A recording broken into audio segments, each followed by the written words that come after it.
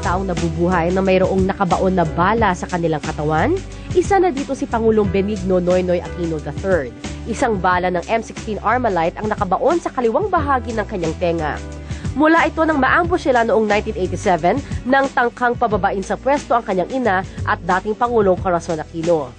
Sinasabing mas magiging delikado sa kanyang kalusugan kung tatanggalin ng bala kung kaya't hinayaan na lamang itong nakabaon. Bukod dito, hindi rin naman ipinatatanggal ni Pangulong Noynoy ang mga peklat na dulot ng iba pang tama ng baril sa kanyang balikat, tagiliran at tuhod. Pero ano nga ba ang dahilan at pwedeng mabuhay ang isang tao na may nakabaon na bala sa kanyang katawan? At ano ang peligro kung tatanggalin ito ng biglaan? Kasama natin ang neurosurgeon na si Dr. Gerardo Legaspi. Gap Legaspi, siya po ay dating chief ng neurosurgery section ng Philippine General Hospital. Hello. Ganda umaga po, Doc. Doc, thank you very much. Nakupo po tayo. Siyempre ho, alam naman natin na, well, at least kung meron mang isang pinakasikat ngayon na alam nating inambush noon, nung panahon ng dating Pangulong Cory, ay si President Noynoy Aquino. Very crucial po ito, no? Ano po ba yung panganib ng... Of course, alam natin nakamamatay ho ang mga gunshot wounds. Pero kung hindi ho na nakamamatay, ano naman yung epekto nito sa atin? Especially, kunwari, sa neck injury, for example, or sa head injury. Ano po yun? Ang panganib ng kahit anong injury sa katawan, magdidepende kung anong parte ng katawan ang napinsala o naapektuhan. Katulad ng sa leeg, alam natin na malaking parte nito ay yung muscle, ano? Yung laman na pumapalibot sa vital organs. Kung nabaril ka at umabot lang sa muscle, which probably our president has because yun ang kanyang sigurong naging protection sa vital organs. Ano ba yung vital organs sa leeg? Number one, of course, yung spinal cord sa leeg. Protektado siya ng muscle, ng buto, tsaka nasa gitna siya. Number two, yung mga arteries o yung mga nagdadala ng blood sa brain na pag tinamaan, pwedeng magdugo ka ng tuloy-tuloy or pwedeng masira yung brain dahil yung daloy ng dugo papunta sa brain nasisira rin because of the injury. Dahil sa injury na natamo sa balang tumama dito. Pero bakit minsan kapag may bala, ano ba, hindi ko alam kung yung slug yung nakikita sa loob, pero hindi inaalis minsan? Minsan ba or kadalasan? Kadalasan hindi inaalis. Ang prinsipyo kasi ng pag-oopera, kung meron kang gagawin, dapat walang pinsalang maidadagdag ang iyong gagawin sa pag-oopera. No? So, karamihan ng mga bala na nasa loob ng... ang pag-uusapan ko ngayon dahil neurosurgeon ako siguro sa brain, tsaka sa spinal cord. Karamihan sa kanila, ang pinsalang nagagawa in the moment of impact. Yun yung nasisira yung una. Of course, dadaan sa balat, sa buto, sa brain mismo, tapos titigil na. Or kunwari sa leeg, sa muscle, sa buto at sa spinal cord, tapos titigil na. Yung presence ng slug mismo, hindi yun na nakamamatay, kundi yung effect ng pinagdaanan niya. No? Yung dinaanan. Yung dinaanan. Parte ng katawan. Yun ang ngayon, kung depende kung ano yung extent ng injury o yung lawak ng pinsala, yun ang reaction ng pag-oopera. May mga pasyente na swerte na parang daplis lang. Kahit na sabihing tinutukan ng baril diretso, daplis lang. So ang operahan mo, balat lang at saka buto. Merong mga minamalas na hanggang loob ng brain. Yung iba na namamatay. Pero kung kadalasang injury at may blood clot, yun ang tinatanggal. Kung malaki siya at pumipinsala sa utak. Pero Doc, ano yung pwedeng gawin siguro? Yun yung magandang tanong eh. Ano ang pwedeng gawin? Halimbawa, merong victim. Ano ang pwedeng gawin? Maisusugod siya sa pamilya? Ano, dapat hayaan lang? Ano ba ang process? Ang maaring ikamatay or ikalala ng kondisyon ng isang pasyente na nabaril ay yung pagdudugo from the site of injury. No? Okay. Lalo na sa ulo, malakas ang daloy ng dugo sa balat, sa buto, sa utak. Ang pinakapangunahing layunin siguro para makatulong sa pasyente, itigil itong pagdudugo na to. Siyempre, wala ka naman sa operating room. Ang pinakasimple is to press.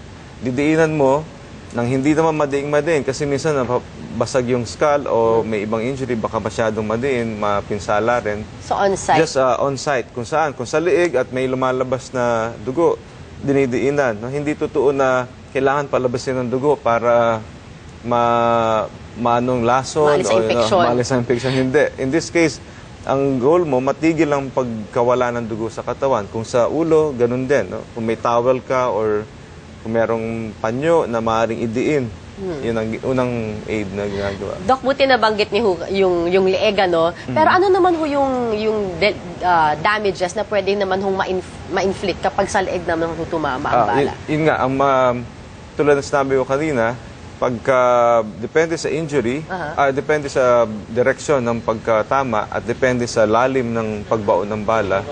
Una, maaring sa leeg, sa muscle lang, dahil makapal yung muscle, pwedeng in some instances, kung mabagal na yung dating ng bala, tumigil sa muscle.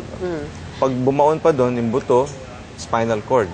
Dok, ang sinasabi natin, hindi lang itong, yung mga sinasabi ninyo mga kahalagahan yung mga delikadong patatamaan ng parte ng ating katawan. This does not apply lang sa mga bala, kundi other injuries maraming as well. Mga injuries na tawag penetrating doon.